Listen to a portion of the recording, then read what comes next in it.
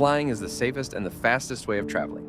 We hear this quite often, and anyone who says this is certainly not wrong. Your chance of dying in a plane crash is 1 in 11 million. To put this into perspective, the odds of you dying in a car crash is 1 in 100. And still, most people feel safer in their car than in a plane. But when planes do crash, it's extremely tragic as hundreds of people can die altogether in an instant. And most of the time, the responsibility lands on the people who failed to continue playing their role in the system. In this video, we will be looking at one of the most horrific incidents in the history of aviation, which also occurred due to the ignorance of certain people in the system. In this case, the pilots.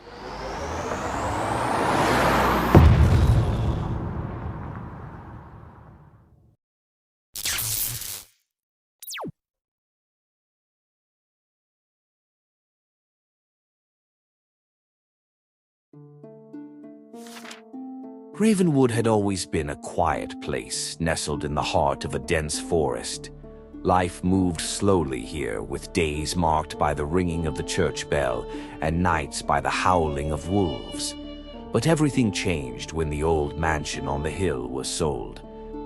When the Ravenwood mansion was sold and no one knew who bought it, a young woman, Sarah, was the first to notice the changes. She had always been drawn to the mansion, and she decided to uncover the secrets of the mansion. If you are enjoying this snippet of our Ravenwood Haunting ebook, you can check it out by clicking the first link in the description or the pinned comment. Use code MYSTERY01 to get a special discount. Pakistan International Airlines, Flight 8303. The flight was scheduled to depart from Lahore Airport on May 22, 2020 at 1 p.m. and fly around 90 minutes and about 1,020 kilometers to Karachi Airport. The plane we're talking about is a 16-year-old Airbus A320, which is kept in a generally good condition, even though it didn't fly much through the year due to the ongoing COVID-19 pandemic. The captain was 58 years old with over 17,200 flying hours. But one very important detail worth mentioning is that he was known for his bossy and overbearing nature. Keep that in mind. The first officer was 33 years old and was much less experienced than the captain with just under 2,300 flying hours, majority of which were on the A320. At Lahore Airport, all the expected 91 passengers have boarded the plane, and the cabin crew goes through all the security checks and locks up the door. Everything looks normal in the cockpit, and so does the weather. At around 1:05 p.m., the plane takes the sky without any problem. A few minutes after the takeoff, one of the flight attendants asked the pilots if they needed some snacks, but they both declined as it was the month of Ramadan, and they were fasting. In the next few minutes, they reached their intended cruising altitude, which was 34,000 feet. Now, as they were getting closer to the top of the descent, they should be making certain preparations in the cockpit for the approach, but they didn't. Instead, they were having a conversation, and this small ignorance will become the root of the upcoming catastrophe. At 2:15 local time, they started their descent towards runway 25 left. The flight management computer needs certain adjustments before the descent, which are extremely important for the approach. But the pilots start the descent without taking any action. Because the FMC was expecting a holding pattern, its descent rate was much lower than what the pilots intended. But it's their fault they didn't perform the approach briefing. If you don't know what a holding pattern is, it's a maneuver performed by the pilots if they are awaiting clearance from the ATC or the permission to land. This is basically flying in circles at a distance from the runway. Anyways, due to this, they are now 5,000 feet higher from where they should be. It's still not that much of a dangerous situation. They still have the opportunity to fly the holding pattern that the FMC is calculating. This would add roughly 5 minutes to their flight, and surely no one would have complained. But they just kept on going. But thankfully, they at least armed the approach, and the plane would disregard the hold, even if it was in the FMC. Now the pilots finally realized that they were almost twice as high as they should be. The ATC tried to remind them how incredibly high up they were, but the captain simply responded, "Affirm."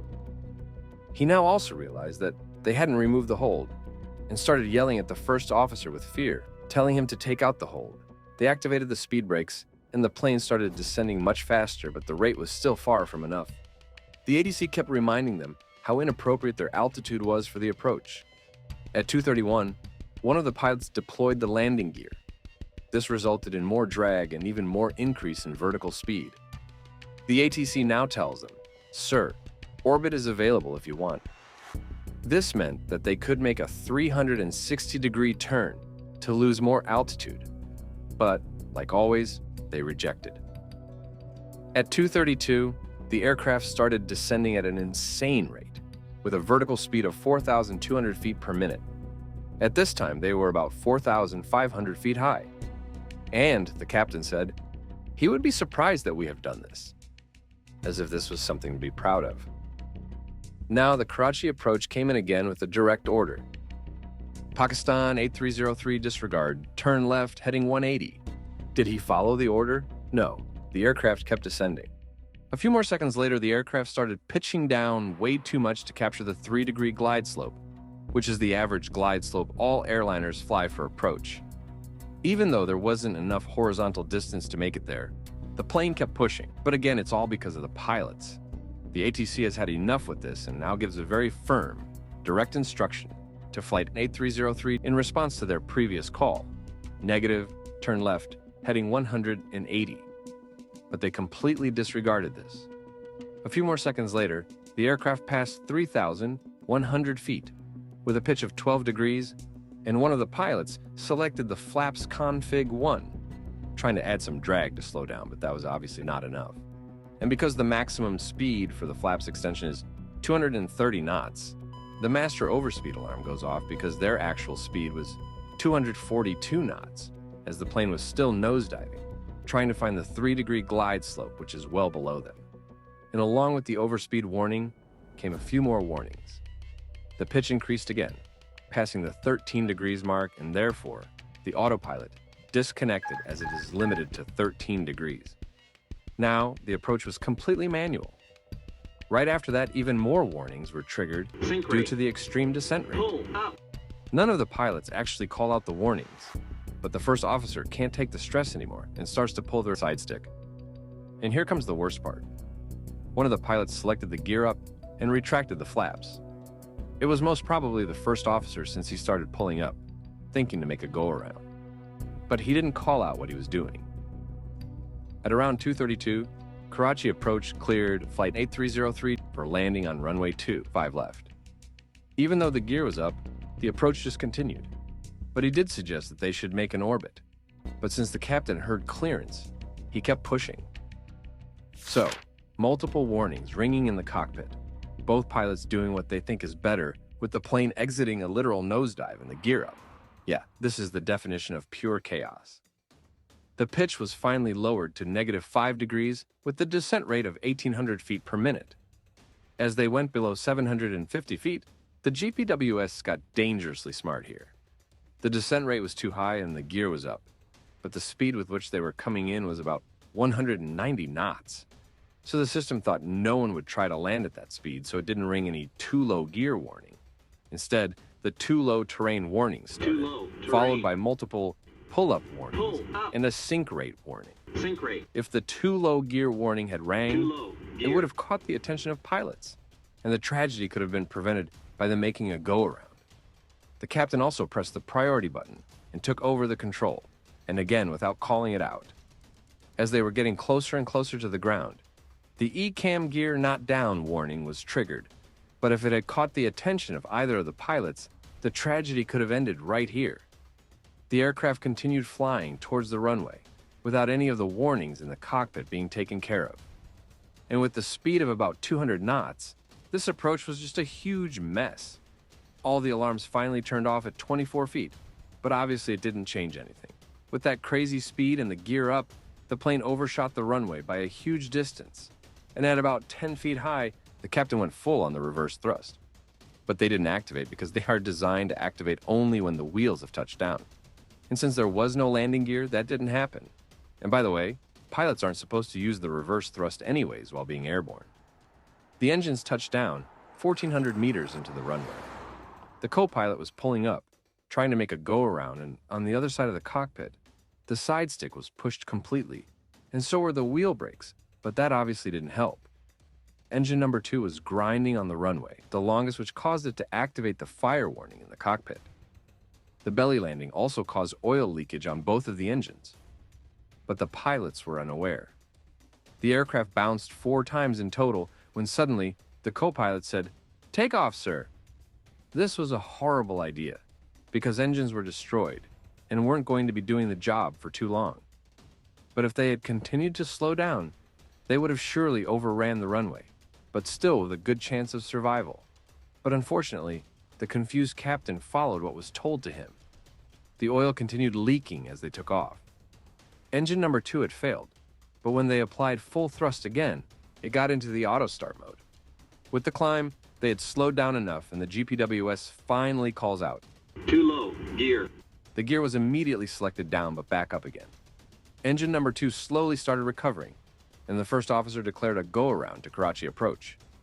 The altitude was set to 3,000 feet, and as they reached 1,200 feet, the low oil pressure warnings were triggered. Soon when they reached above 2,000 feet, Autopilot 1 was activated. As they continued climbing towards 3,000 feet, Karachi Approach came in. Pakistan A303 turn left, heading 110, climb 3,000. As they started turning, engine number 1 had failed at last. So now with engine number 2 already struggling to stay alive, it was left alone, but even worse. In response to the fire alarm, which activated a while ago, engine number 2 was brought to idle.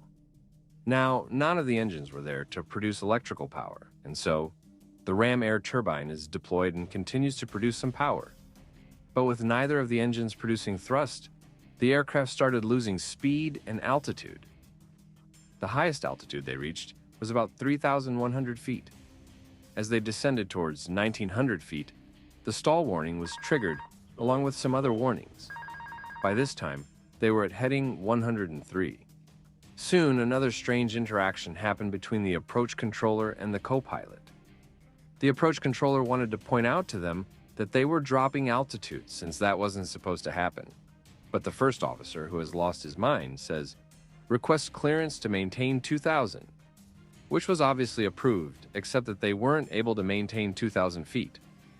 The approach controller tells them that what they are seeing is a continuous decrease in altitude, to which the co-pilot replies with a stutter. Later, the captain confirmed from the first officer if he had brought engine number 2 to idle while one was dead. He simply replied, yes.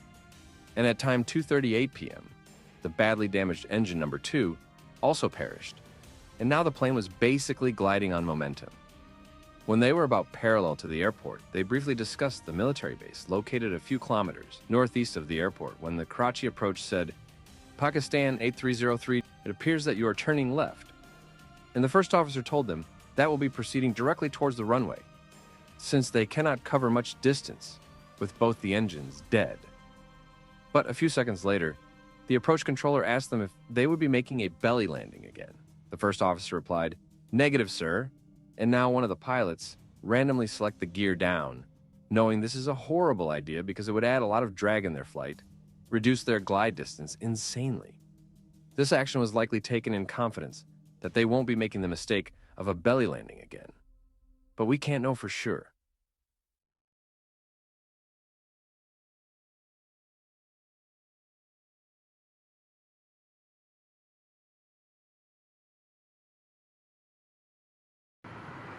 We'll proceeding back, sir. We have lost engines. Confirm you are carrying out belly landing. Runway available to land at 25. Roger. Clear, Mayday, Pakistan 8303. Pakistan 8303, Roger, sir. Both runways available to land.